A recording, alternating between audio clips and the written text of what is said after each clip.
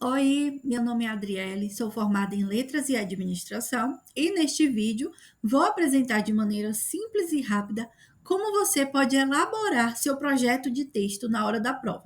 Antes de começar o vídeo, vou pedir para, por favor, você deixar o like, tá bom? Então, vamos lá, estruturando a redação sem perder tempo. Primeiro, eu vou falar aqui o que seria o projeto de texto, que é basicamente a estrutura do planejamento do que você vai escrever. Projeto de texto é um planejamento prévio que organiza suas ideias antes de escrever a redação.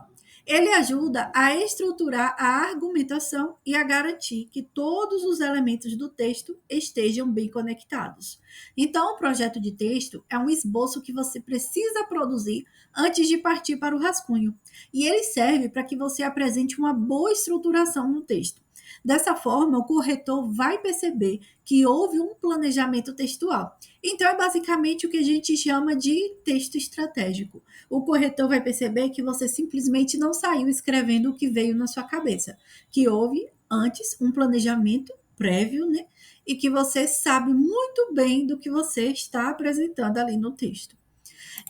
Para começar esse planejamento textual, é preciso que você marque as palavras-chave do tema. E aí eu coloquei um exemplo, né?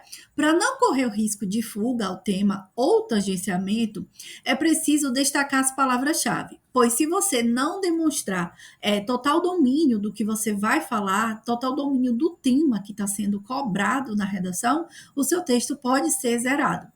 Então, nesse exemplo, eu destaquei as palavras-chave do tema que devem ser apresentadas na redação. Então, no tema Desafios para combater a prática de bullying no ambiente escolar, você vai precisar apresentar ao longo do seu texto a questão dos desafios para combater o bullying na escola, no ambiente escolar. E aí eu coloquei em destaque desafios, combater bullying e escolar, né, que a gente pode compreender como escola. Dentro do texto, você precisa abordar esses tópicos. Senão, o corretor vai entender que você não apresentou uma boa compreensão daquilo que estava sendo cobrado pela banca. E a estratégia de abertura, já partindo para a produção do texto em si, né? Você tem que pensar como você vai começar o seu texto. Pode ser com dado estatístico, pode ser com uma lei, um conceito, uma obra literária, né? Então, depois de você compreender integralmente o tema, é preciso pensar na estratégia de abertura do texto, ou seja, como você vai iniciá-lo. Pode ser com o uso de dados estatísticos, como eu já citei, ou qualquer outro repertório sociocultural, desde que ele tenha pertinência, ele esteja relacionado com o tema que você vai abordar. E ainda no primeiro parágrafo, pensando nas palavras-chave do tema, produza uma tese e dois argumentos. Lembrando que esses argumentos são desdobramentos da tese que você produziu. E já pensando nos parágrafos de desenvolvimento, elabore quais serão os tópicos frasais de cada parágrafo, que aqui eu chamo de D1 e D2. E relacionados a eles, já selecione quais serão os repertórios socioculturais que você vai usar.